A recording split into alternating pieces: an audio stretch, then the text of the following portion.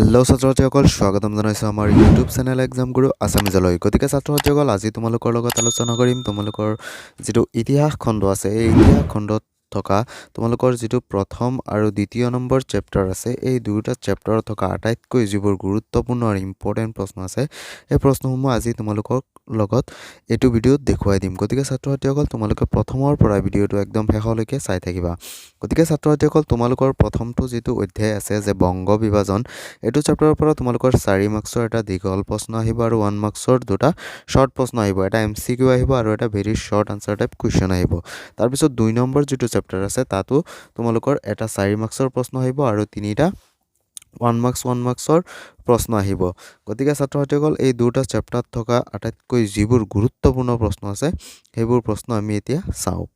গতিকে ছাত্ৰ-ছাত্ৰীসকল তোমালোকে শৰ্ট প্ৰশ্নৰ বাবে তোমালোকে পেজ নম্বৰ 20 যিটো অনুশীলনী আছে এই অনুশীলনীত থকা যিবোৰ শৰ্ট প্ৰশ্ন আছে 1ৰ পৰা 7লৈ এইখিনিতো শৰ্ট প্ৰশ্ন তোমালোকে এইখিনি ভালদৰে চাই ল'বা, বেছি ডাঙৰ নহয়। তাৰপিছত যদি 4 মাৰ্কছৰ প্ৰশ্নৰ ফালে চাওঁ তেনেহ'লে তোমালোকে চাবা যে ইয়াত থকা 3 নম্বৰ যিটো প্ৰশ্ন আছে এই 3 নম্বৰ প্ৰশ্নটো চাবা।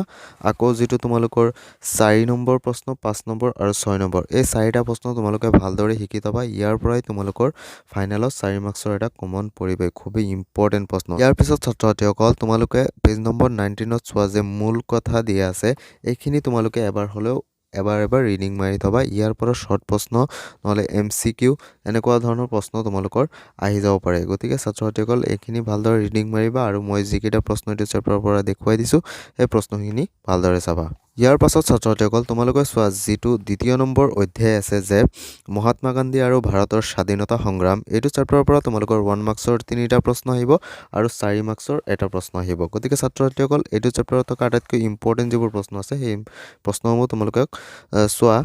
ইয়াত চোৱা 39 নম্বৰ পেজত তোমালোকৰ অতি চমু উত্তৰৰ প্ৰশ্ন যিবোৰ আছে 1 মাৰ্কছৰ প্ৰশ্ন অথবা MCQ ইয়াৰ পৰাই তোমালোকৰ প্ৰায়ে কমন পৰিব। ইয়াৰ লগতে তোমালোকৰ মূল কথা যিখিনি আছে ইয়াৰ পৰা তোমালোকে এবাৰ হ'লেও ৰিডিং মাৰিবা। ইয়াৰ পৰাই তোমালোকৰ 1 মাৰ্কছৰ প্ৰশ্ন যিকেইটা আছে MCQ সেইকেইটা প্ৰশ্ন ইয়াৰ পৰাই কমন পৰিব। এতিয়া চোৱা ছাত্ৰ-ছাত্ৰীসকল তোমালোকে পেজ নম্বৰ 40ত থকা মানে এইটো দ্বিতীয় অধ্যায়ৰ 4 মাৰ্কছৰ যিকেইটা ইম্পৰ্টেণ্ট প্ৰশ্ন সেইকেইটা ইম্পৰ্টেণ্ট প্ৰশ্ন হ'ল যে 1 নম্বৰ যিটো প্ৰশ্ন আছে এইটো খুবেই ইম্পৰ্টেণ্ট প্ৰশ্ন। আকৌ 3 নম্বৰ 4 নম্বৰ ইয়াৰ লগতে 2 নম্বৰ প্ৰশ্নটো খুবেই ইম্পৰ্টেণ্ট। 1 2 ফাৰ্ষ্টত তোমালোকে 1 নম্বৰ 3 নম্বৰ আৰু 4 নম্বৰ প্ৰশ্নটো শিকি যাবা, খুবেই ইম্পৰ্টেণ্ট আৰু গুৰুত্বপূৰ্ণ প্ৰশ্ন। গতিকে ছাত্ৰ-ছাত্ৰীসকল আজিৰ ভিডিঅ'টোত আছিলে ইমানেই। যদি ভিডিঅ'টো চাই অলপো ভাল পালা তেনেহ'লে ভিডিঅ'টোত এটা লাইক কৰি দিবা আৰু আমাৰ চেনেলত যদি নতুনকৈ আহিছা তেনেহ'লে প্লিজ আমাৰ চেনেলটো ছাবস্ক্ৰাইব কৰি দিবা।